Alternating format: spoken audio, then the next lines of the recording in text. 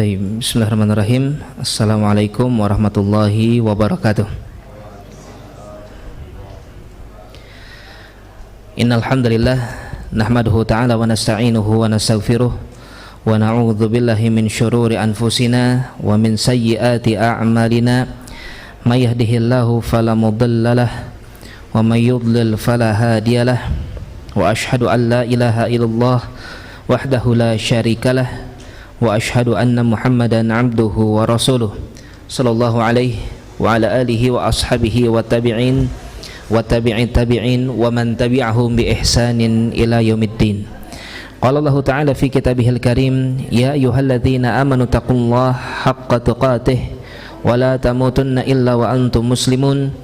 Wa qala Allah subhanahu, ya ayyuhan nas ittaqu rabbakumul ladzi khalaqakum min nafsin wahidah wa khalaqa minha zawjaha wa batha minhuma rijalan katsiran wa nisaa'a wattaqullaha alladzi tasaaluna bihi wal arham innallaha kana 'alaikum raqiba.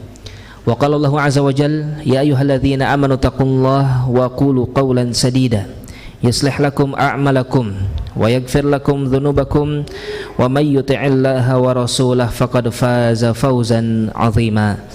Amma ba'd, fa inna saqal kalami kitabullahi ta'ala wa kharal hadi hadi nabiyyina Muhammadin sallallahu alaihi wa ala alihi wa sallam wa syarrul umuri muhdatsatuha fa inna kulla muhdatsatin bid'ah wa kulla bid'atin dhalalah wa kulla dhalalatin finnar.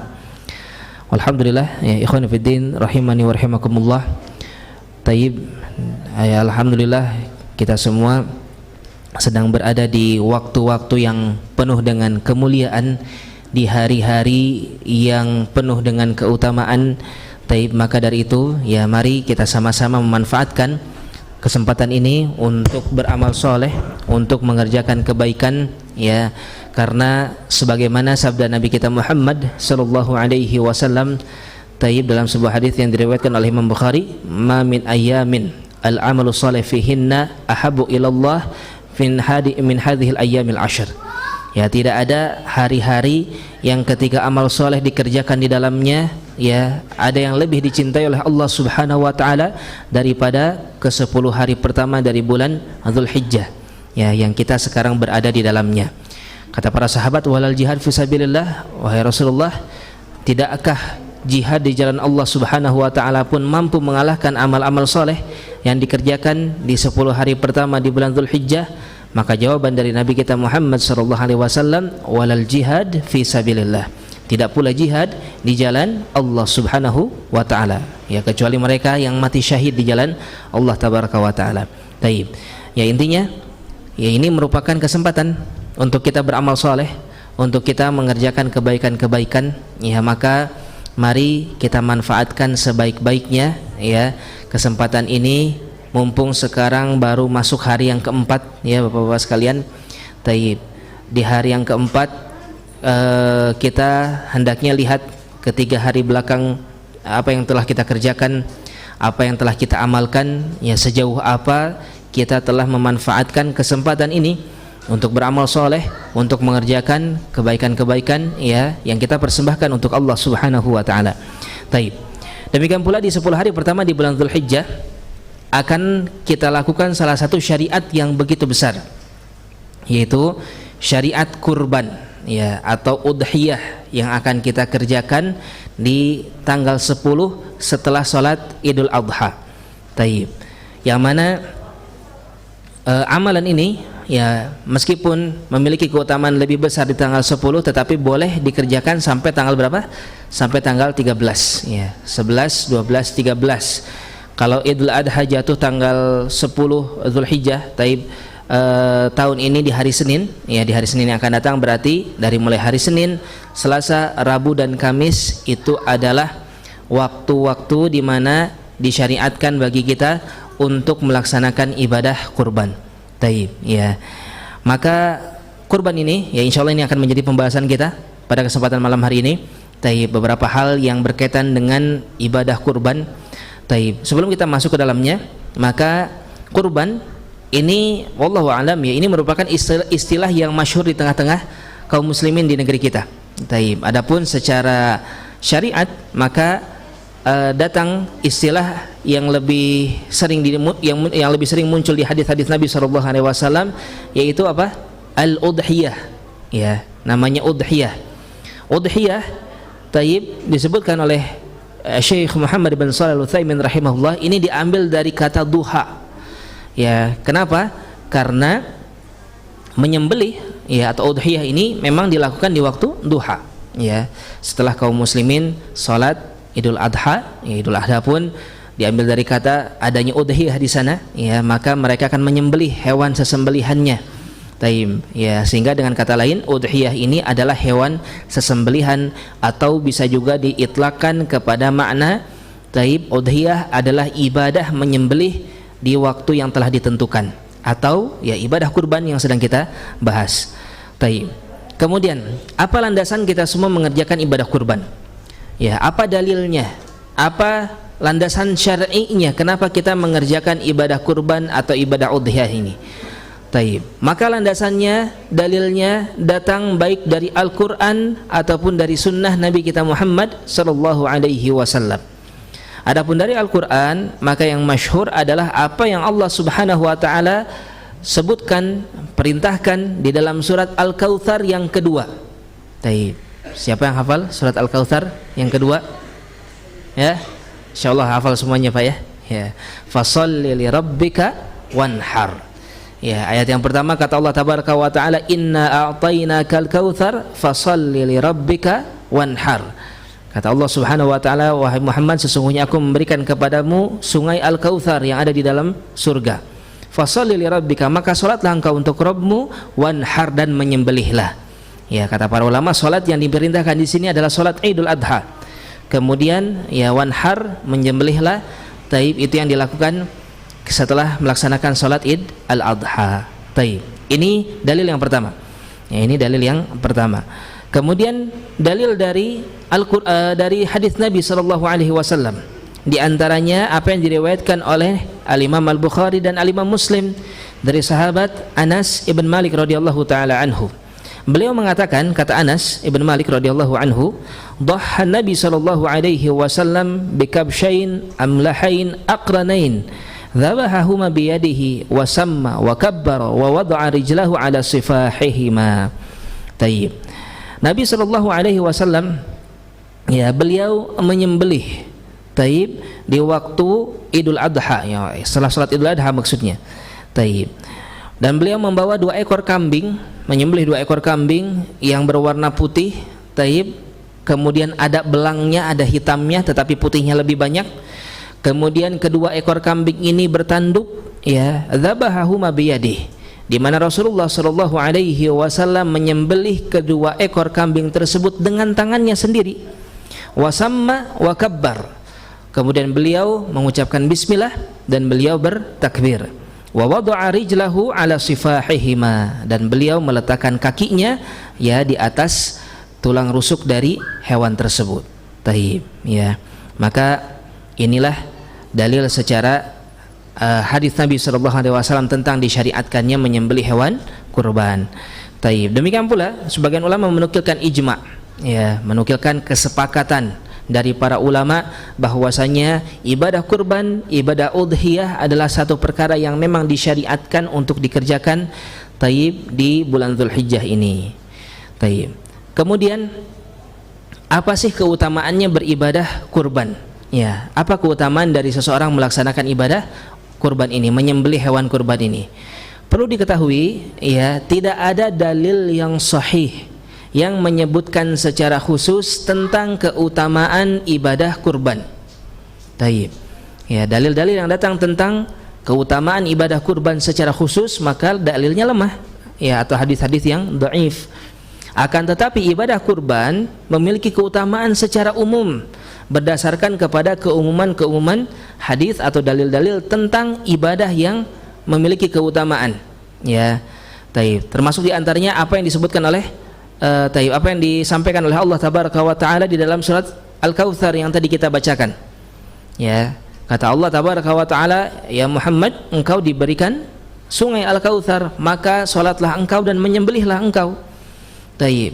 Rasulullah diberikan telaga Al-Kautsar atau sungai Al-Kautsar sebagai bentuk syukur kepada Allah Subhanahu wa taala, maka Rasulullah diperintahkan untuk menyembelih.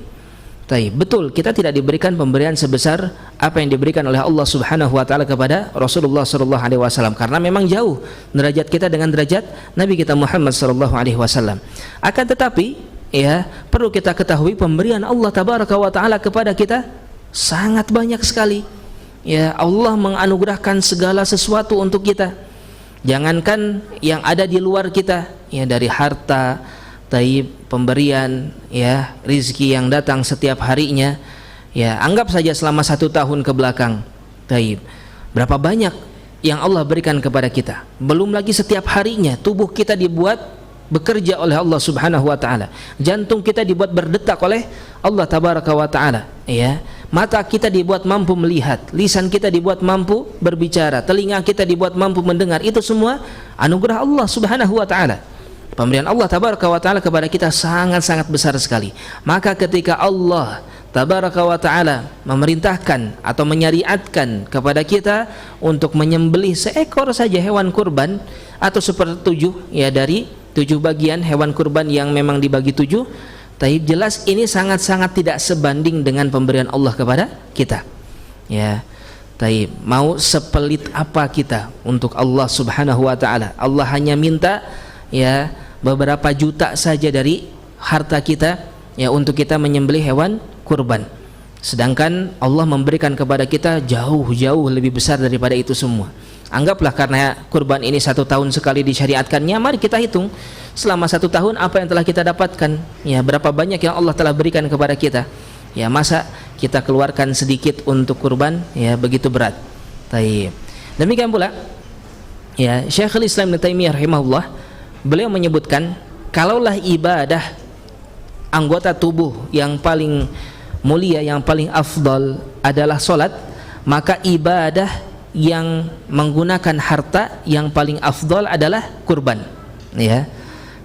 Sehingga kata beliau, di hari Idul Adha dan hari-hari tasyrik, ketika seseorang memiliki uang, sejumlah uang yang bisa ia keluarkan untuk membeli hewan kurban, kemudian uang tersebut dia sedekahkan, maka pahalanya tidak lebih besar daripada ketika dia pakai uang tersebut untuk membeli hewan kurban, kemudian dia sembelih hewan kurban tersebut, ya. Yang mana nanti akan kita bahas tentang pembagiannya. Ya, mungkin bisa jadi hewan kurban tersebut sebagian besarnya dia makan sendiri bersama dengan keluarganya. Ya, yang disedekahkan hanya sedikit saja, tetap pahalanya lebih besar dia membeli hewan kurban tersebut kemudian dia sembelih sendiri. Ya, betapa besarnya keutamaan seseorang menyembelih hewan kurban. Demikian pula secara keumuman, ya, yang tadi kita sebutkan di awal-awal, di 10 hari pertama di bulan Dzulhijjah kita disyariatkan untuk banyak-banyak amal soleh, ya, yang artinya amal soleh yang dikerjakan di 10 hari pertama bulan Dzulhijjah ini, jika dikerjakan di bulan yang lainnya tidak akan lebih besar daripada ketika dikerjakan di 10 hari pertama di bulan Dzulhijjah. Ingat, tanggal 10 itu tanggal pertama kita disyariatkan untuk menyembelih, ya. Jadi kalau kita menyembelih hewan kurban di tanggal 10 Dzulhijjah, ini keutamaannya sangat besar sekali, pahalanya sangat-sangat besar sekali, ya. Oleh karena itu, ikhwas sekalian, kalau memang memungkinkan, ya, untuk kita menyelesaikan penyembelihan hewan kurban di tanggal 10, ya, di hari kita sholat id, ini jauh lebih utama daripada kita mengakhirkan ke tanggal 11, 12 atau 13. Sekalipun hal tersebut boleh, ya, itu diperbolehkan. Ya, wa fi kulli ayyamin tasyrik dzabhun, kata Rasulullah, di setiap hari tasyrik diperbolehkan untuk menyembelih di waktu-waktu tersebut. Tetapi sekali lagi berdasarkan kepada keumuman dalil tentang keutamaan 10 hari pertama di bulan Dzulhijjah, maka menyembelih di tanggal 10 itu sangat besar sekali keutamaannya, ya. Jadi kalau bisa menyelesaikan di tanggal 10 atau menyembelih di tanggal 10 itu sangat bagus sekali. Ya, dan banyak sekali dalil-dalil yang lainnya tentang bagaimana besarnya keutamaan berkurban. Lalu sekarang bagaimana? Apa hukum berkurban? Ya, apa hukum seseorang membeli hewan untuk disembelih ketika hari Idul Adha nanti sampai hari-hari tasyrik? Maka dalam perkara ini para ulama berselisih pendapat menjadi 2 pendapat. Pendapat yang pertama, ya, mereka berpendapat wajib untuk menyembelih hewan kurban bagi mereka yang mampu. Perlu diketahui ini pendapat yang cukup kuat. Ya, pendapat ini cukup kuat karena apa? Berlandaskan kepada sebuah hadis di mana Rasulullah sallallahu alaihi wasallam mengatakan, "Man kana lahu sa'ah falam yudahhi fala yaqrabanna musallana."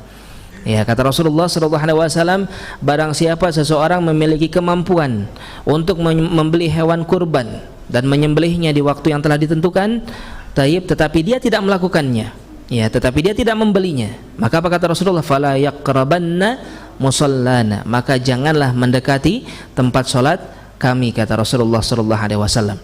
Ini merupakan salah satu ancaman ya dari Rasulullah alaihi wasallam.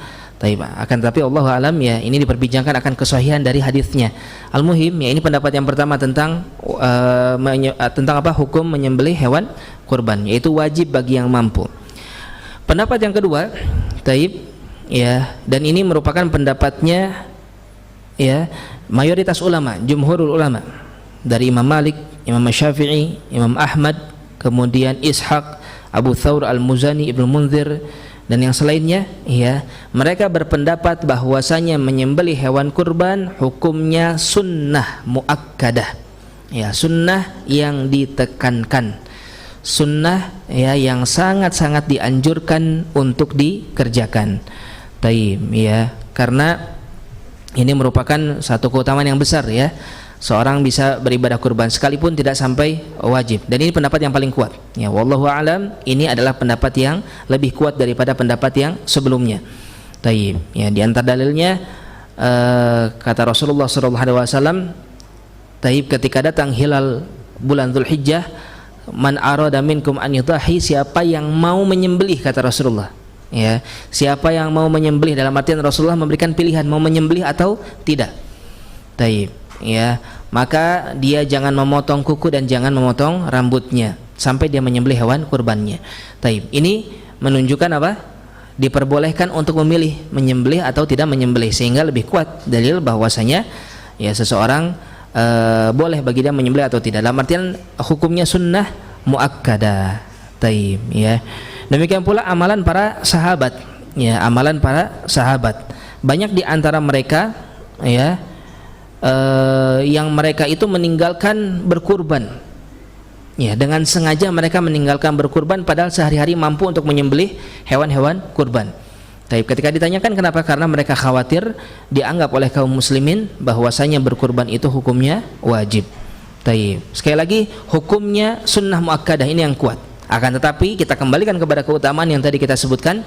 Jangan lupakan keutamaan berkurban sangat besar para jamaah sekalian.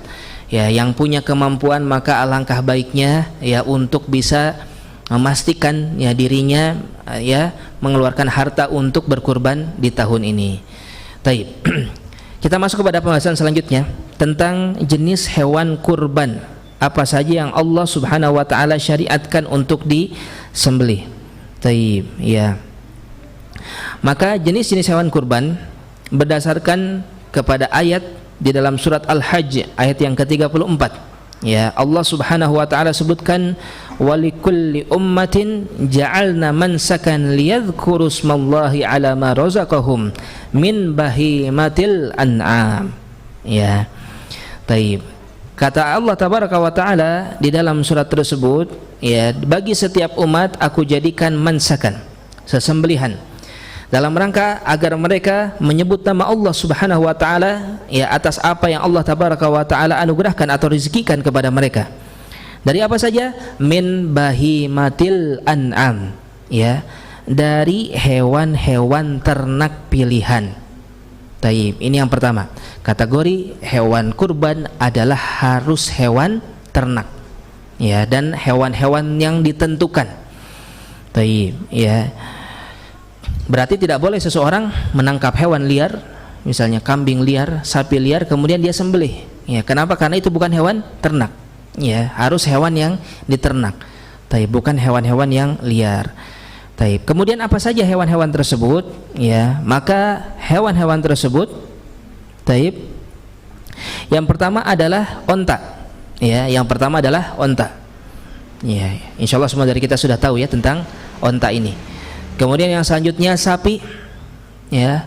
Kemudian yang selanjutnya kambing. Taib, ya. Perhatikan baik-baik, onta, sapi, kambing. Kemudian yang keempat apa? Domba. Taib. Jadi kambing dan domba ini dibedakan. Ya, tidak sama di dalam syariat meskipun mereka memiliki kemiripan, ya. Tetapi dua hewan ini berbeda di dalam hukum syariatnya. Ya, bisa dibedakan Bapak-bapak insyaallah ya antara kambing dengan domba. Taib. Kalau kambing itu yang istilah kita apa? Embe, ya. Atau sering kita bilang domba Jawa ya, atau kambing Jawa ya istilahnya ya. Taib. Yang telinganya besar, kemudian dia tanduknya itu mencos ke atas ya. Nah, seperti itu. Kemudian kalau dari sisi daging, memang dagingnya ini sedikit lemak, hampir tidak ada lemaknya. Ya, beda dengan domba. Kalau domba banyak lemaknya. Ya. Taib. Domba yang sebagaimana banyak di kita ya, yang banyak di kita itu domba yang bertanduk atau yang tidak bertanduk.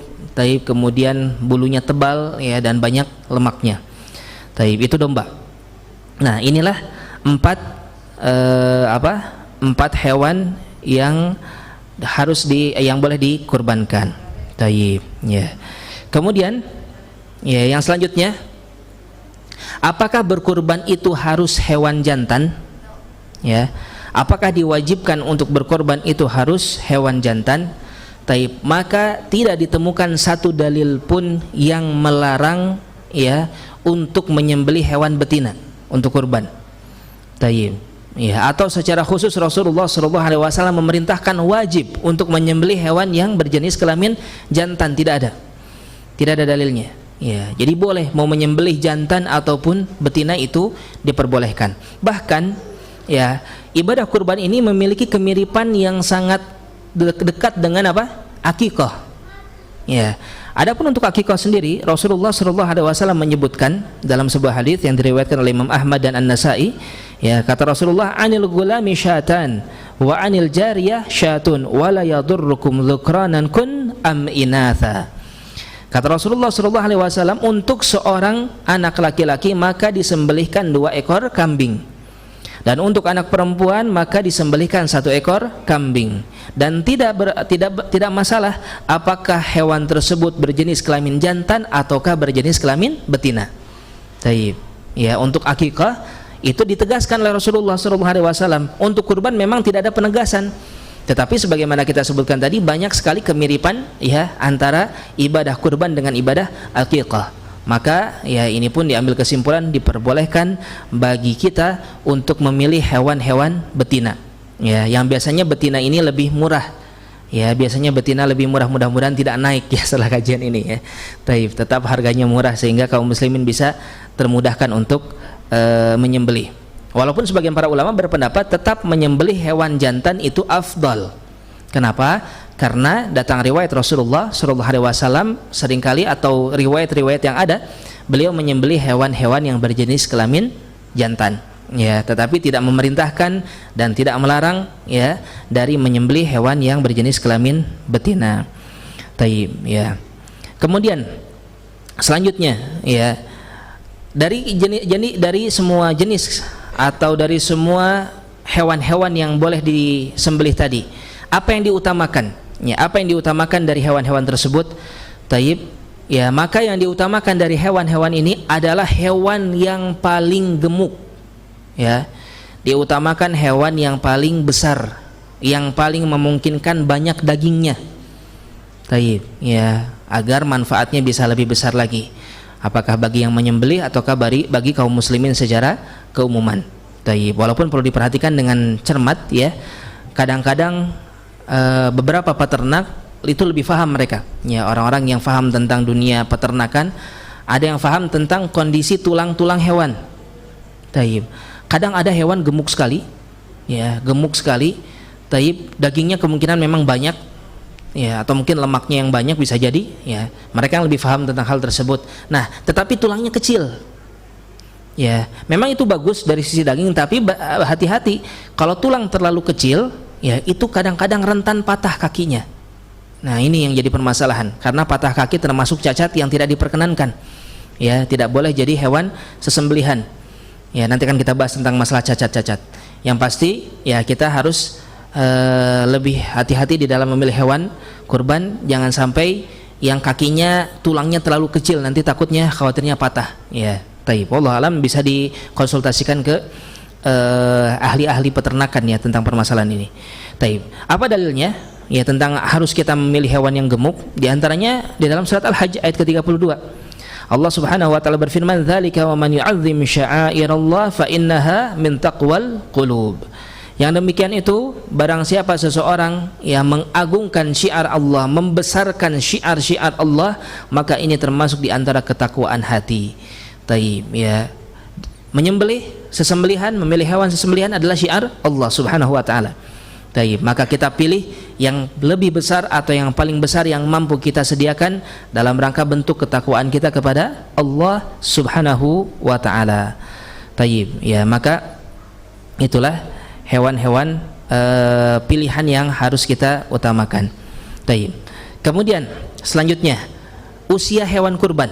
Ya, usia hewan kurban seperti apakah kategori usia dari hewan-hewan kurban yang membolehkan atau diperbolehkan dari hewan-hewan tersebut untuk disembelih. Taib. Yang menjadi dalil akan perkara ini adalah hadis muttafaqun alaih, diriwayatkan Imam Bukhari dan Imam Muslim dari sahabat Jabir ibn Abdullah radhiyallahu anhuma. Beliau berkata Rasulullah sallallahu alaihi wasallam, "La tadhbahu illa musinnatan illa an ya'sura alaikum fatadhbahu jaza'atan minad dha'n." Kata Rasulullah sallallahu alaihi wasallam, ya, janganlah kalian menyembelih kecuali hewan-hewan yang telah musinnah. Ya. Apa itu musinnah? Hewan yang telah berumur. Nah, kategori berumurnya maka dijelaskan lagi oleh para ulama secara terperinci. Ya, yang pertama hewan musinnah dari onta. Taib. Onta itu hewan yang bisa disembelih, taib, dan minimal usianya itu 5 tahun. Dia telah mencapai usia 5 tahun, jalan menuju 6 tahun. Taib. Ya, biasanya yang faham tentang ini apa? Ahli-ahli ternak. Ya, biasanya dilihat dari giginya. Ya, punglak 1 tahun biasanya. Punglak 2 sudah 2 tahun, ya, yang demikian. Taib. Ya. Wallahualam, untuk onta kurang lebih akan sama, ya, karena kuda pun sama, ya. Kuda beda lagi, ini bukan hewan sembelihan, ya, tetapi kuda pun mereka menilai usia dari giginya sama, ya. Kemudian selanjutnya untuk sapi, ya, sapi sama, kalau sapi taib, dia usia minimalnya itu 2 tahun. Untuk sapi usia minimalnya 2 tahun, telah sampai atau sedang berjalan menuju usia 3 tahun. Taib. Nah, ketika sudah berusia 2 tahun, sudah punglak 2 giginya, taib, itu berarti sapi sudah masuk kategori yang diperbolehkan untuk dikurbankan. Taib. Kemudian yang ketiga apa? Kambing. Ya. Kambing atau embe. Ingat, kambing dengan domba beda nanti. Ya, kambing ini usia minimalnya adalah 1 tahun. Ya. Taib. Kambing lebih muda lagi, masih boleh disembelih, ya. Usia minimalnya adalah 1 tahun. Taib. Kemudian kata Rasulullah sallallahu alaihi wasallam, "La tadhbahu illa musinnah." Janganlah kalian menyembelih kecuali hewan-hewan telah mencapai usianya. Usia yang tadi kita sebutkan. Onta 5 tahun, sapi 2 tahun, kambing 1 tahun. Illa an ya'sura alaikum, kecuali kalau memang kalian sulit untuk mendapatkan hewan-hewan tersebut, fatadhbahu jaza'atan minad dha'n. Ya, maka boleh bagi kalian untuk memilih jaza'ah. Ya. Apa itu jaza'ah? Jaza'ah itu anak hewan betina. Ya, jaza'ah itu anak hewan betina. Jaza'atan minad dha'n, ya, anak hewan betina dari domba. Nah, kalau domba batas minimalnya itu 6 bulan. Ya, jaza'ah ini taib kategori untuk domba yang berusia 6 bulan. Lalu bagaimana kalau lebih dari 6 bulan? Ya, lebih bagus lagi. Ya, menyembelih domba yang sudah 1 tahun 2 tahun, maka itu lebih bagus lagi. Bagaimana menyembelih domba yang jantan? Lebih bagus lagi. Ya, sebagaimana pendapat sebagian ulama, ya, ada yang mengutamakan hewan yang jantan daripada yang betina.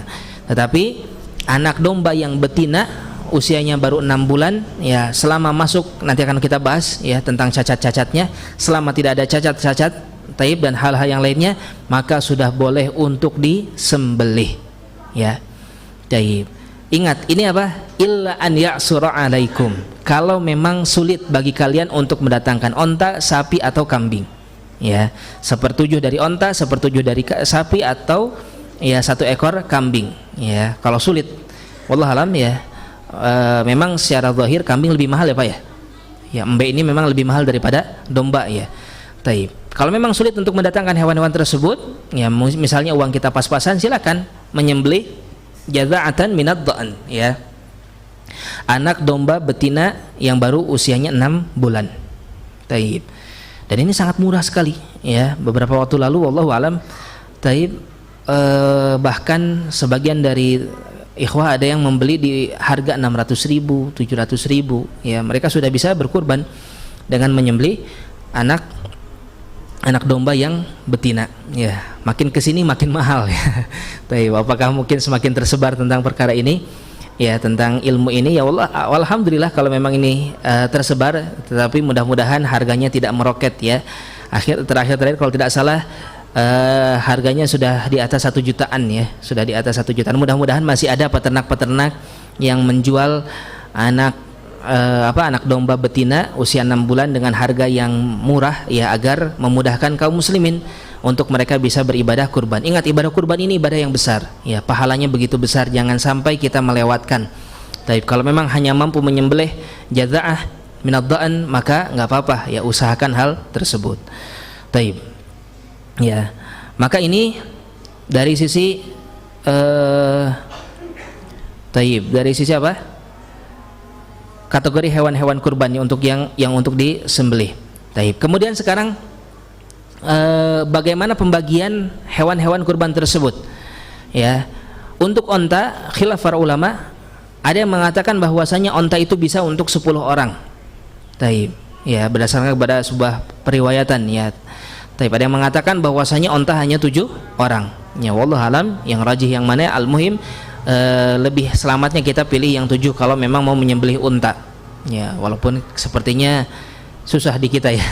Tidak ada peternak unta. Wallahu alam, sepertinya bisa saja, ya, sepertinya bisa saja kalau kita mau menernak unta, ya, tetapi regulasi dengan pemerintah dan lain sebagainya mungkin tidak semudah itu, ya. Ya, mudah-mudahan Allah mudahkan di waktu-waktu yang akan datang, karena unta ini memiliki keutamaan besar, ya. Taib, afala yanzuruna ilal ibili kaifa khuliqat, kata Allah, ya. Apakah kalian tidak mengambil pelajaran dari penciptaan onta? Taib, onta ini punya keutamaan yang besar. Onta ini dipakai oleh Rasulullah dan para sahabat untuk berperang di zaman beliau, ya. Demikian pula dagingnya dimakan, ya, dagingnya pun biasa dimakan. Beda dengan kuda. Kuda dipakai berperang, memang dipakai berperang, tetapi untuk dimakan ini agak-agak tabu memakan daging kuda ini, ya.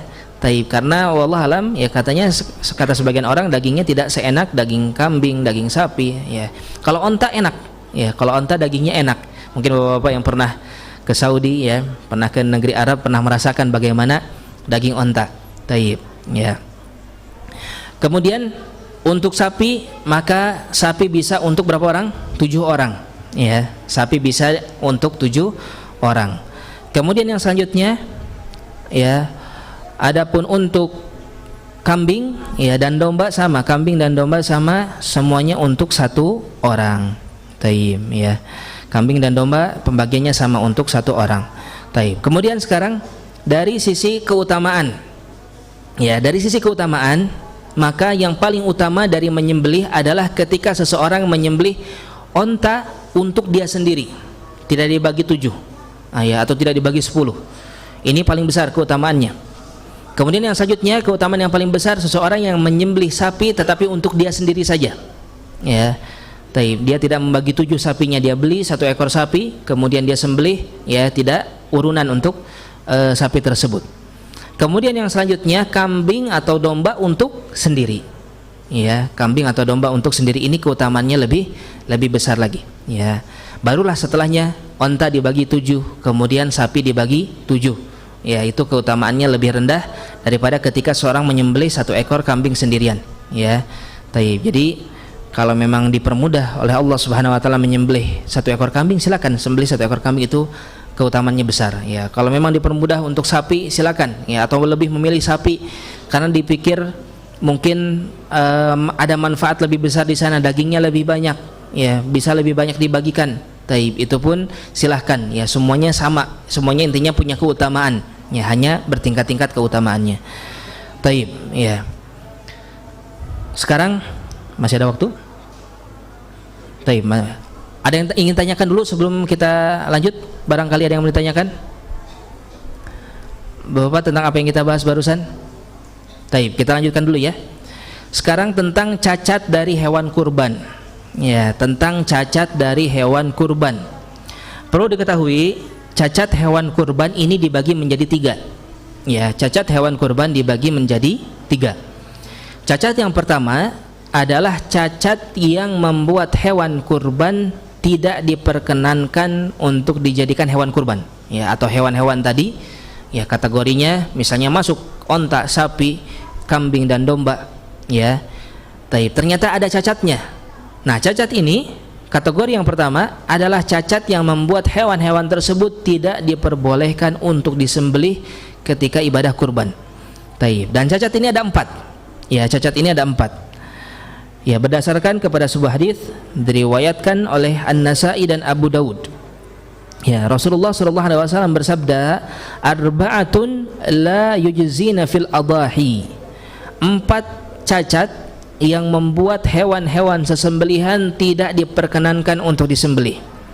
Yang pertama, al-aura al-bayyin auruha. Ya, hewan yang buta sebelah. Yang benar-benar jelas butanya. Ya, jadi kalau kita tangan kita ke matanya, dia tidak merespon sama sekali, betul-betul buta. Itu kan biasanya hewan yang buta begitu ya. Maka harus jelas. Bukan hanya sekedar ada istilahnya ada lamat gitu ya. Biasanya memang setelah lamat banyak makin lama akan hilang penglihatannya. Kalau masih baru perkiraan, ya maka itu belum jelas butanya. Ya. Atau baru sekedar kadang-kadang zaman sekarang kita dapati hewan itu banyak berair ya. Sering keluar airnya, ya. Maka selama dia tidak buta, itu masih diperbolehkan untuk disembelih. Ya, harus jelas butanya, harus benar-benar buta. Ya, ini buta sebelah. Lalu bagaimana kalau buta dua-duanya? Ya, lebih nggak boleh lagi. Buta sebelah saja tidak boleh, apalagi kalau dia buta kedua matanya. Ya, sebelah saja sudah tidak diperbolehkan. Kemudian yang kedua, ya, hewan kurban yang hewan-hewan yang tadi disebutkan dan tidak boleh dijadikan hewan kurban, al-maridah al-bayyin maraduha. Ya, hewan yang sakit, yang jelas kelihatan sakitnya. Memang sakit nih, dia nggak mau makan, ya, kemudian tidak mau beraktivitas, ya, kadang-kadang keluar lendir dari mulutnya, ya, atau hal-hal yang lainnya lah yang menunjukkan dia ini benar-benar sakit. Ya, jadi memang harus sehat. Ya, sebisa mungkin dijaga kesehatan hewan kurban. Ya, kalau memang kita beli hewan kurban zaman sekarang kan biasanya menjamin tuh perawatan sampai hari H. Ya, kita minta jaminan kalau hari H sakit minta ganti. Ya, kepada penjual-penjual hewan kurban kita minta jaminan ketika hari H ternyata dia sakit tidak layak untuk disembelih, maka kita minta ganti. Ya, harus kita tegaskan kepada mereka. Ya, jangan sampai ketika hari H ternyata sakit. Ya, namanya hewan kurban demikian, kecuali memang kita yang mau menanggung resikonya. Ya, kecuali memang ada kesepakatan kita yang menanggung resikonya, apakah dengan dikurangi harga misalnya atau hal-hal yang lainnya. Yang pasti kalau jelas-jelas sakit maka dia tidak boleh disembelih. Yaitu tentang 2 cacat, ya, insyaallah akan kita lanjutkan setelah salatul isya. Wallahu a'lam bishawab. Tafadhalu barakallahu fikum.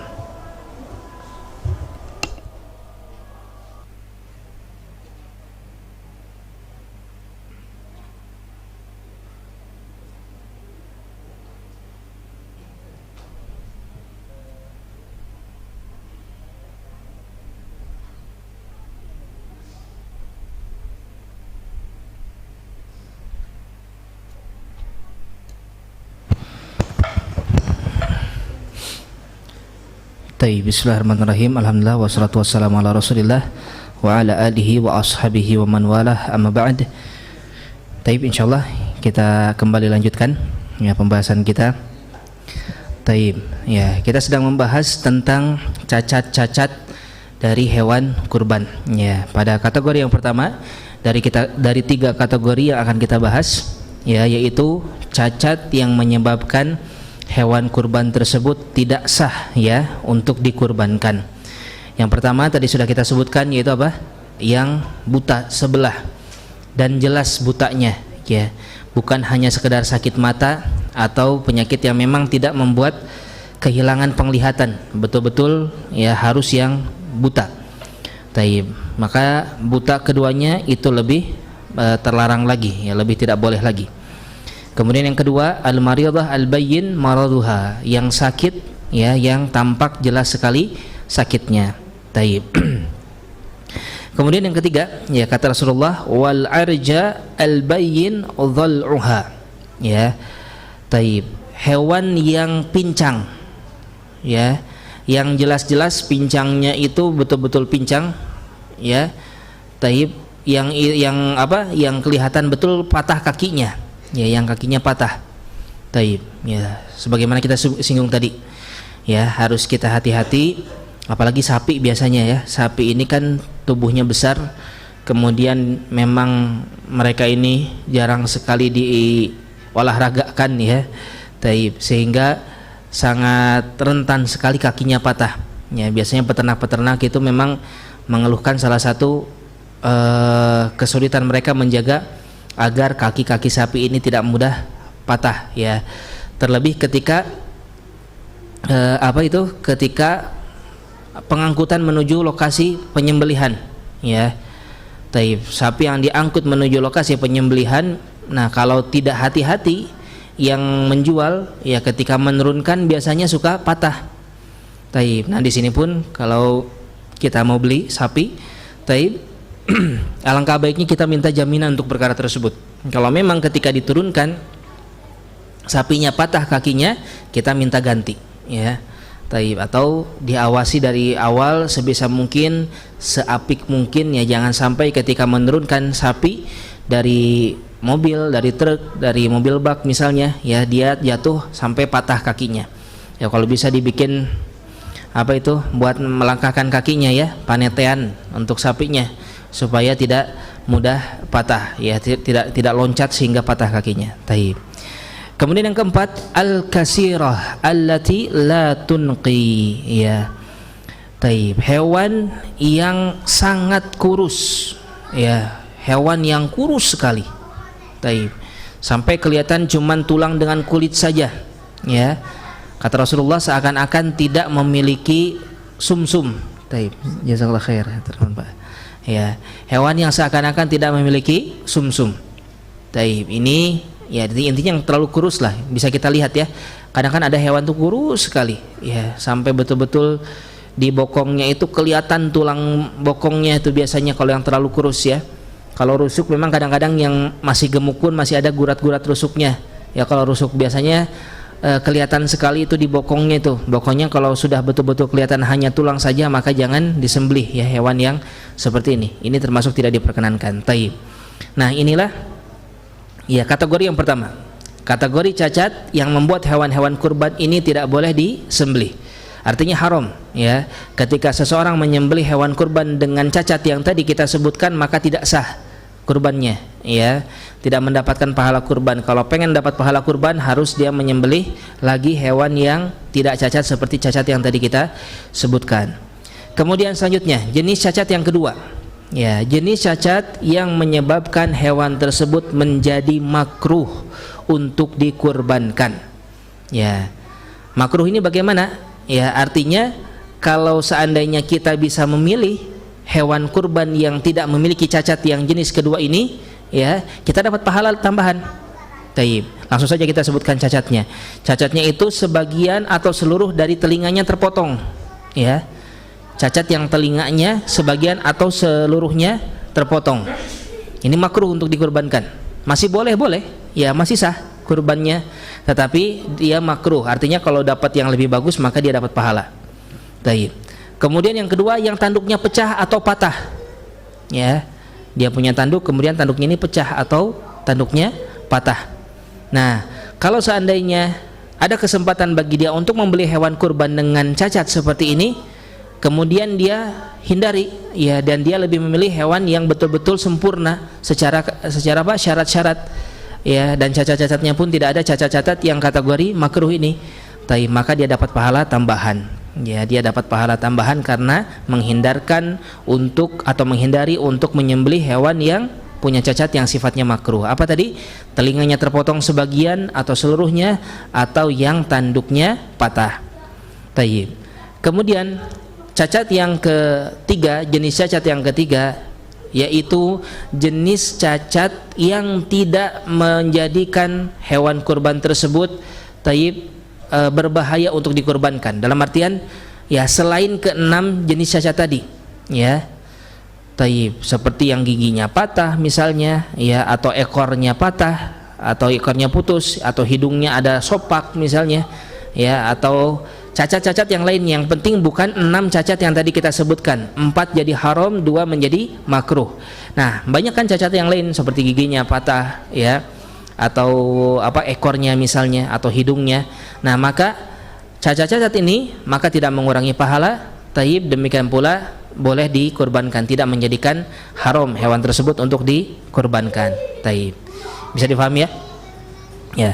Kemudian tambahan tadi ada yang terlewatkan, bahwasanya 1 ekor kambing, ya, itu ini kan 1 ekor kambing atau domba, ini adalah hewan yang paling kecil untuk dikurbankan, ya, maka boleh bagi dia untuk meniatkan pahalanya ini dibagikan kepada seluruh keluarga. Ya.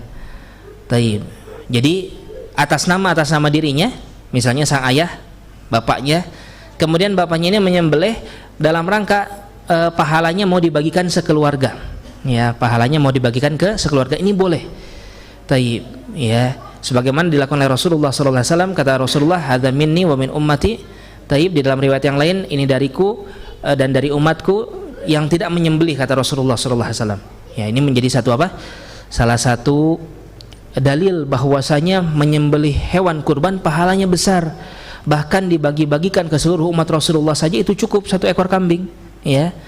Bahkan kalau seandainya kita menyembelih, kemudian kita niatkan untuk seluruh keluarga kita, ya, baik yang sudah meninggalnya, misalnya ayah, ibu, kakek, nenek, boleh. Tetapi tetap atas namanya, atas nama kita, ya. Tapi kita niatkan ini untuk istri, untuk anak-anak dan seterusnya, ya, itu diperbolehkan. Ya, itu satu hal yang diperbolehkan dan itu dilakukan oleh Rasulullah SAW. Ya. Sekarang kita berpindah kepada pembahasan tentang penyembelihan hewan kurban. Ya. Penyembelihan hewan kurban, sebelum masuk ke sana, ya, apa yang dilarang bagi orang yang hendak berkurban terlebih dahulu? Rasulullah SAW menyebutkan dalam hadis yang diriwayatkan oleh Imam Muslim, "Idza ra'aitum hilala dzil hijjah wa arada ahadukum an yudhhiya falyumsik an sya'rihi wa adfarihi." Ketika kalian melihat hilal Dzulhijjah, ya, ketika melihat hilal Dzulhijjah atau mendapatkan pengumuman, kapan kita dapat pengumuman? Hari Sabtu kemarin, ya. Hari Jumat, ya. Hari Jumat pemerintah mengumumkan bahwasanya hilal Dzulhijjah sudah kelihatan. Artinya apa? Besoknya tanggal hari Sabtu merupakan tanggal 1 Dzulhijjah, ya. Nah, kata Rasulullah, ketika terlihat hilal Dzulhijjah wa arada ahadukum an yudhhiya, dan salah seorang di antara kalian berkehendak untuk menyembelih, falyumsik an sya'rihi wa adfarihi, maka hendaknya dia menahan rambut dan kukunya untuk dipotong. Artinya jangan dipotong, ya, semua rambut yang tumbuh di kepala, kumis, ya, dan di tubuh yang lainnya, maka itu jangan dipotong. Demikian pula kuku, ya, kuku jangan dipotong. Sampai kapan? Ya, sampai dia menyembelih hewan kurbannya, ya, sampai dia menyembelih hewan kurbannya. Nah, larangan ini hanya berlaku bagi siapa? Bagi sahibul kurban, ya, bagi sahibul kurban saja. Seperti yang tadi kita sebutkan, bagi mereka yang berkurban tetapi niatnya untuk sekeluarga, maka yang tidak memotong rambut dan kuku hanya si ayah saja, kepala keluarga saja. Adapun istri, anaknya boleh untuk memotong rambut dan kukunya, ya. Karena zahir hadis menunjukkan demikian. Demikian pula Rasulullah sallallahu alaihi wasallam tidak pernah memerintahkan kepada Fatimah, kepada istri-istrinya, ya, untuk taib, tidak memotong rambut dan kukunya. Taib, ya. Kemudian selanjutnya, kapan waktu menyembelih hewan kurban? Ya.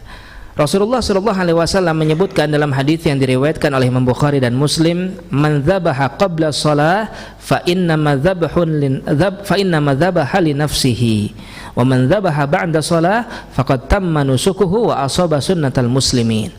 Kata Rasulullah, siapa yang menyembelih sebelum salat Idul Adha, maka itu adalah sesembelihan secara umum, hanya untuk dirinya saja, tidak termasuk kategori kurban. Ya, wa man dzabaha ba'da shalah, dan mereka yang menyembelih setelah salat, faqad tamma nusukuhu, maka telah sempurna kurbannya.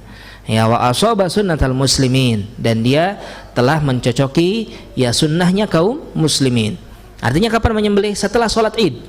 Ya, tidak ada yang namanya menyembelih sebelum salat Id. Sesembelihan yang disembelih sebelum salat Id maka tidak termasuk ke dalam kategori kurban. Lalu bagaimana kalau ada hewan sakit, misalnya tiba-tiba sakit, akhirnya harus kita sembelih sebelum Id? Ya, apakah ini kategori darurat? Taib, bagaimana? Tidak, ya, karena hewan tersebut sakit, sekalipun disembelih setelah Id tidak boleh dijadikan hewan kurban. Ingat tadi, ya, cacat sakit termasuk yang tidak boleh dijadikan hewan kurban. Ya, harus hewan tersebut kondisinya tidak sakit, ya, harus dalam kondisi yang fit, sehat. Taib, ya. Kemudian kapan lagi waktu penyembelihan? Rasulullah menyebutkan di dalam hadis riwayat Imam Ahmad dan yang selainnya, ya, ayyamut tasyriq kulluha dzabhun. Demikian pula hari-hari tasyriq, tanggal 11, tanggal 12, tanggal 13 itu adalah hari-hari untuk menyembelih. Tetapi ingat, kita bahas di awal tadi, menyembelih di tanggal 10 jauh lebih utama. Ya, usahakan selesai penyembelihan di tanggal 10 agar keutamaan dari 10 hari pertama bulan Dzulhijjah dapat didapatkan ya oleh kaum muslimin yang menyembelih di hari tersebut. Taib. Kemudian selanjutnya, ya, siapa yang menyembelih hewan kurban? Taib. Ya, siapa yang menyembelih hewan kurban? Yang menyembelih hewan kurban adalah sahibul kurban. Ya. Sahibul udhiyah, orang yang beribadah kurban. Sebagaimana hal tersebut dilakukan oleh siapa? Oleh Rasulullah sallallahu alaihi wasallam. Ya, wa yudahi biyadihi. Beliau menyembelih dengan tangannya sendiri. Taib, ya, bagi ikhwah, bapak-bapak, insyaallah ya, kuman kita sudah bisalah menyembelih. Kalau misalnya belum bisa, segera belajar ya, belajar menyembelih hewan kurban karena itu merupakan ibadah. Menyembelih itu ibadah. Qul inna salati wa nusuki wa mahyaya wa mati lillahi rabbil alamin. Katakanlah sesungguhnya salatku, sesembelihanku, hidup dan matiku semuanya untuk Allah Rabbul Alamin. Ini ibadah. Ya. Menyembelih adalah satu ibadah. Taib. Kemudian selanjutnya, di mana tempat menyembelih hewan kurban? Tempat menyembelih hewan kurban yang paling afdol adalah di tempat seseorang melaksanakan salat Id. Ya, di lapang di mana dia melaksanakan salat Id. Di sanalah tempat yang paling afdal untuk menyembelih hewan kurban. Sebagaimana Rasulullah sallallahu alaihi wasallam, ya, dalam sebuah hadis yang diriwayatkan Ibnu Umar, kata Ibnu Umar, "Kana Rasulullah yadhbahu wa yanhar bil musalla." Rasulullah sallallahu alaihi wasallam terus-menerus beliau menyembelih taib di musalla, di lapangan tempat beliau melaksanakan salat Idul Adha. Ya. Tetapi kalau seandainya tidak memungkinkan, ya, mengharuskan untuk disembelih di tempat-tempat tertentu misalnya atau di tempat yang lain, maka masih diperbolehkan. Ya, misalnya seseorang mau menyembelih di rumahnya, silahkan. Ya, kalau memang lebih lebih maslahat di rumahnya, silahkan di rumahnya.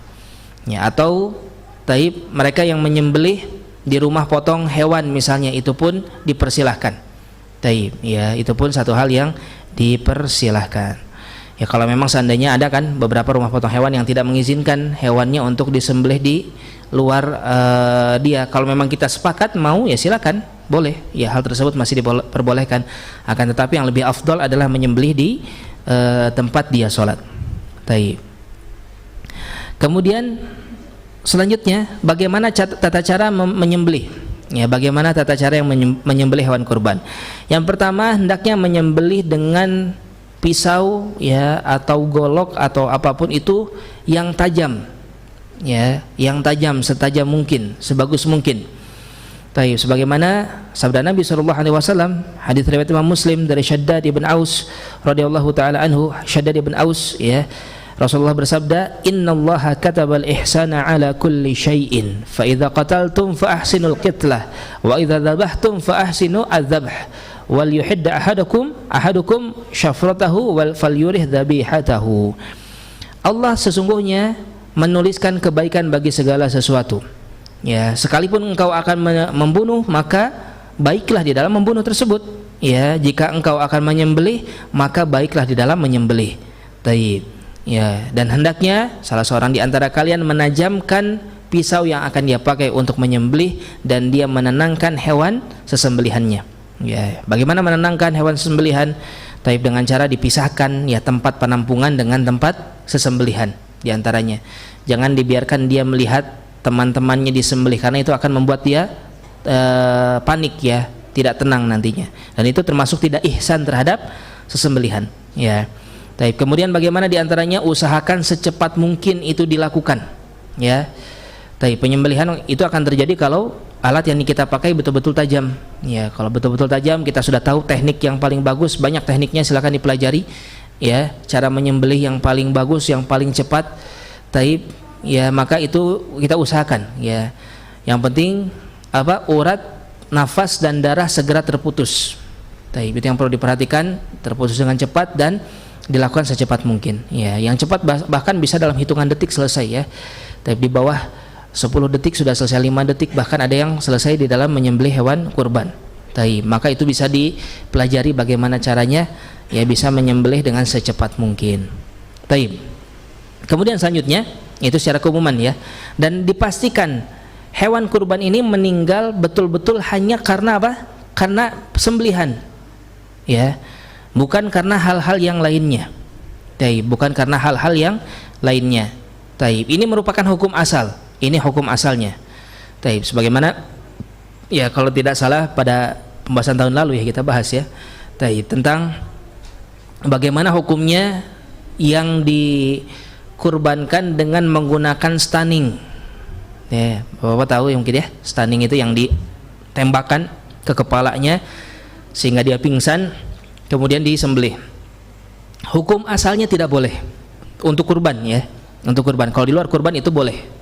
Taib. Ini hukum asalnya tidak boleh. Kenapa? Karena dikhawatirkan matinya hewan itu ada sebab karena stunning tersebut, ya, karena tembakan itu, ya, Bapak mungkin tahu, ya, yang ditembakkan ke kepala.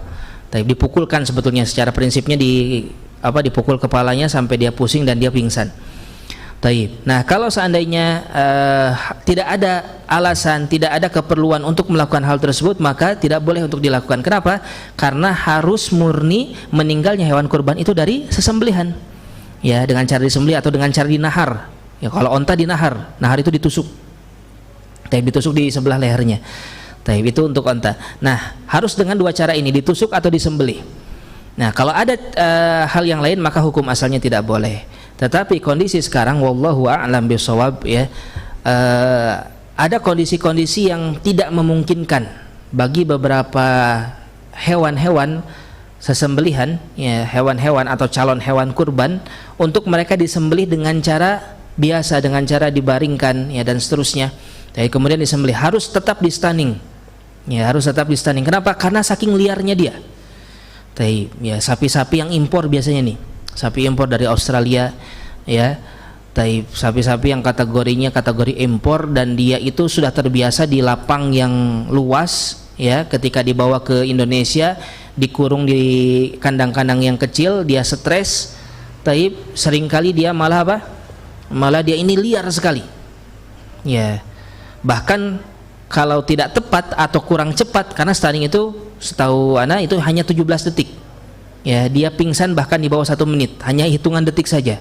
Sehingga sebelum dia sadar kembali harus segera selesai penyembelihan. Ya, bahkan beberapa kasus Anda pernah lihat langsung, ya. Bukan lihat langsung, lihat videonya. Setelah di stunning, pingsan, tidak langsung disembelih, dia bangkit lagi. Sapinya bangun lagi dalam kondisi sudah sangat panik sekali dan berbahaya, ya, bahkan memadaratkan bagi orang-orang di sekitarnya, ya, dan seterusnya. Nah, wallahu alam, kalau memang kondisinya seperti ini, ya, ini termasuk di antara keadaan darurat, Ya, ini termasuk di antara keadaan darurat, sehingga ya kalau memang dibutuhkan taib, ya maka ini masuk lagi ya ke kondisi darurat ya. Tetapi sekali lagi, hukum asalnya tidak boleh. Kalau seandainya memungkinkan ya untuk membeli sapi-sapi lokal, sapi yang bisa digiring ke musola, itu lebih bagus lagi.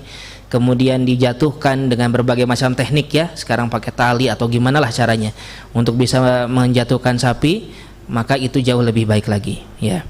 Taib. Selanjutnya ya, sapi itu sapi atau hewan kurban yang lainnya, sapi atau kambing ya, cara menyembelihnya adalah dengan dia dibaringkan di atas lambung kirinya, jadi lambung kiri yang bawahnya ya, kemudian dihadapkan ke kiblat. Taib. Kemudian ya pisau ditekan sekuat-kuatnya untuk menyembelih agar kedua urat, yaitu urat pernafasan dan urat darah itu cepat terputus ya. Itu cara menyembelihnya. Taib.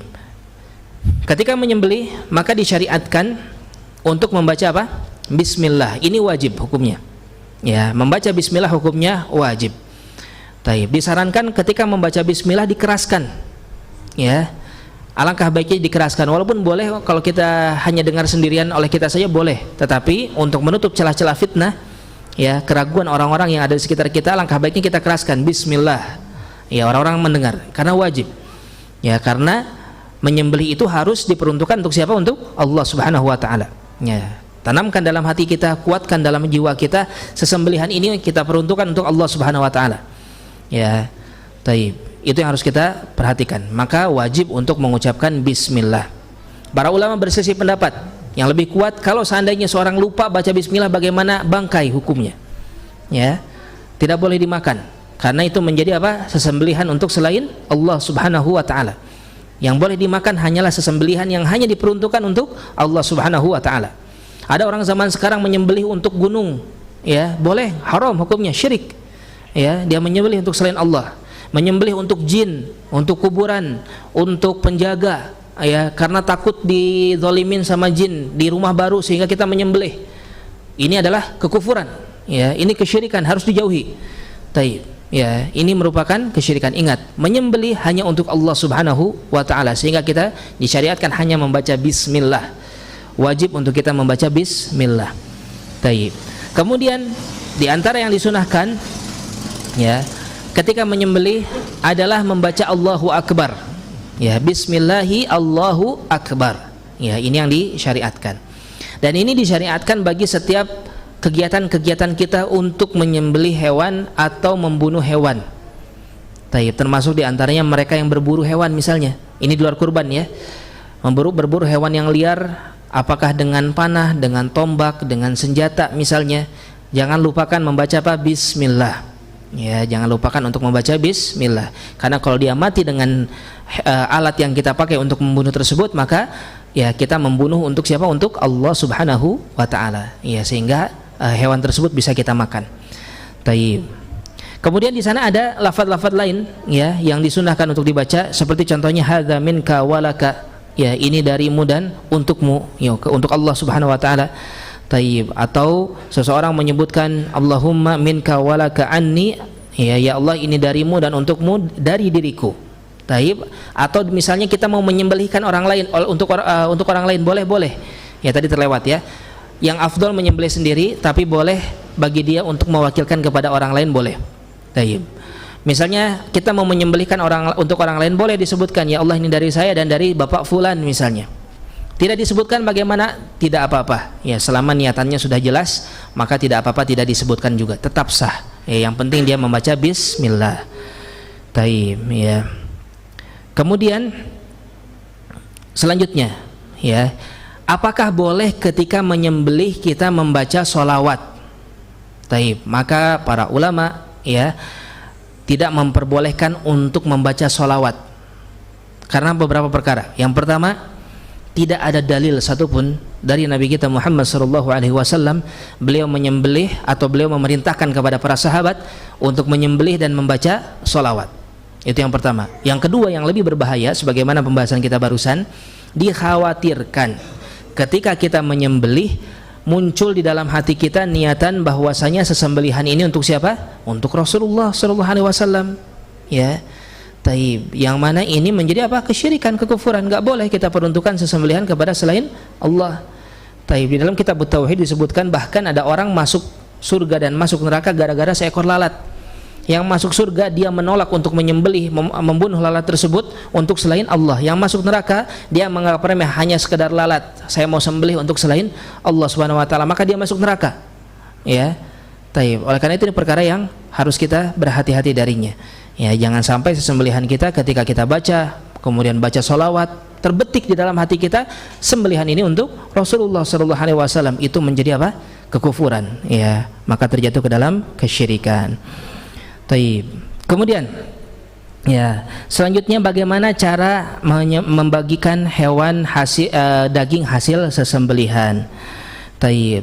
Perlu diketahui ya, pada hukum asalnya maka tidak ada ketentuan yang pasti dari Rasulullah sallallahu alaihi wasallam bagaimana cara pembagian hewan-hewan daging-daging dari hewan kurban. Taib. Ya, pada hukum asalnya tidak ada ketentuan pasti dari Rasulullah SAW. Sebelumnya memang Rasulullah pernah mengatakan makan sepertiganya kemudian sisanya disedekahkan. Ya. Kemudian sebagian para ulama ada yang berpendapat makan sepertiga disimpan, sepertiga disedekahkan. Ini pun pendapat yang lemah. Ya, pendapat ini lemah karena tidak ada dalilnya. Taib. Ya, jadi bagaimana pembagian daging hewan kurban, maka itu diserahkan kepada sahibul kurban. Taib. Tapi jangan lupa, ketika kita menitipkan hewan kurban kita ke panitia kurban, ya, maka kita harus ikut aturan yang disampaikan oleh panitia kurban. Ya, kalau kata panitia kurban, Bapak silakan menyembelih di sini, maka bagian Bapak daging sekian kilogram atau sekian persen, ya, atau sekian bagiannya, apakah sepertiga kah atau sekian, ya, dari hewan tersebut. Taib. Nah, kalau panitia kurban telah menentukan demikian, ya, kalau kita memang sepakat silakan titipkan, kalau tidak sepakat ya kita sembelih sendiri, ya, atau kita cari panitia yang lain yang menurut kita lebih cocok dengan keinginan kita. Taib. Ya, ingat, al muslim ala syurutihi, muslim itu harus berjalan di atas syarat yang disepakati bersama. Kalau nggak sepakat ya udah jangan menyembelih di sana. Taib. Ini yang perlu diperhatikan. Ya. Kemudian selanjutnya ya, sebagaimana kita sebutkan tadi, boleh bagi dia untuk kalau seandainya menyembelih sendiri nih ya, boleh bagi dia untuk makan semuanya dengan keluarganya. Ingat, ibadah kurban ini yang menjadi nilai ibadah apa? Sesembelihannya. Ya, adapun sedekah itu tambahan saja. Ya, itu merupakan nilai ibadah tambahan saja. Ya. Taib. Kemudian ya, selanjutnya bagaimana hukum memperjualbelikan hewan kurban? Artinya ini bagi sahibul kurban. Dia kurban, sembelih hewan kurbannya tersebut, taib, kemudian daging yang dia dapatkan dijual. Ya, hukumnya haram. Ini tidak diperbolehkan, ya. Taib. Sebagaimana dalam sebuah hadis Nabi kita Muhammad sallallahu alaihi wasallam menyebutkan, hadis riwayat Bukhari Muslim, anna Nabi sallallahu alaihi wasallam amarahu an yakuma ala budnihi wa an yaqsima budnahu kulluha luhumuha wa juluduha wa jilalaha wa la yu'ta fi yazaratiha syai'a. Taib. Untuk masalah jual beli hadis yang lain, taib, sebelumnya kita sampaikan dulu, man ba'a jilda udhiyati fala udhiyata lahu. Barang siapa seseorang menjual jild, kulitnya saja nih ya, bukan dagingnya, kulit saja. Kalau dia jual kulitnya tersebut, maka dia tidak terhitung telah melaksanakan ibadah kurban. Taib, ya, apalagi dagingnya atau tulangnya atau semuanya itu tidak boleh dijual. Demikian pula daging, kemudian kemudian kulit dan lain sebagainya tidak boleh dijadikan syarat sebagai apa? Bayaran untuk orang yang menyembelih untuk jagal. Taib. Jangan, ya. Untuk jagal maka kita keluarkan uang tambahan untuk membayar mereka, ya, sebagaimana ini dilakukan oleh para sahabat. Taib, ya, demikian ya. Lalu sekarang bagaimana kalau seandainya si kulit atau apapun itu telah diserahkan kepada panitia? Ya. Kulit diserahkan kepada panitia, kemudian panitia menjual kulitnya. Apakah ini diperbolehkan? Ya, maka ini hukumnya boleh. Kalau seperti ini, jadi sudah bukan oleh sahibul kurban, ya, tetapi oleh panitia kurban misalnya. Diambil kulitnya kemudian dijual, maka ini diperbolehkan kalau kondisinya seperti itu, karena itu sudah menjadi hadiah, ya, bukan lagi sesembelihan. Taib. Ya. Maka itulah tentang bagaimana cara pembagian hewan-hewan daging yang dihasilkan dari kurban. Taib. Kemudian selanjutnya, ya, apakah boleh memberikan daging kurban kepada orang kafir? Ya, bagaimana hukumnya memberikan daging kurban kepada orang kafir? Maka di sini ada tafsil, ada perincian. Kalau seandainya orang kafir tersebut adalah kafir yang sedang memerangi kaum muslimin, ya, kayak orang Israel misalnya sekarang ini, orang Amerika, taib, ya, atau siapapun antek-antek mereka, ya, yang memerangi kaum muslimin, maka kita tidak boleh memberikan kepada mereka. Ya, tidak boleh kita memberikan kepada mereka. Taib. Atau kafir yang jelas-jelas kebenciannya kepada kita, ya, yang mereka mendakwahkan untuk membenci kaum muslimin. Taib. Maka kita tidak boleh memberikan kepada orang-orang kafir yang seperti ini. Tetapi orang-orang kafir yang muahad, orang-orang kafir yang memang dia, ya, tinggal sebagaimana di negeri kita, ya, orang-orang kafir yang di bawah perlindungan pemerintahan kita, dan dia pun tidak memerangi kita, ya, apalagi seandainya dia diharapkan untuk masuk agama Islam misalnya, ada kemungkinan, ya, dia sudah sering bergaul dengan kita misalnya, ya, maka kalau seperti ini maka lebih afdol lagi untuk kita berikan. Ya, boleh bagi kita untuk memberikan kepada orang-orang kafir dengan sifat-sifat yang tadi kita sebutkan. Maka itulah, ya, kurang lebih tentang pembahasan pembagian hewan-hewan kurban atau pembahasan kurban secara keseluruhan. Ya, tentang pembagiannya. Kemudian salah satu ya, intinya secara keumuman yang sudah kita bahas semuanya tentang hal-hal yang berkaitan seputar ibadah kurban. Wallahu a'lam bishawab. Mangga sebelum kita tutup barangkali ada yang ingin tanyakan? Ada yang menanyakan Bapak-bapak? Cukup jelas? Enggak, Bapak, enggak.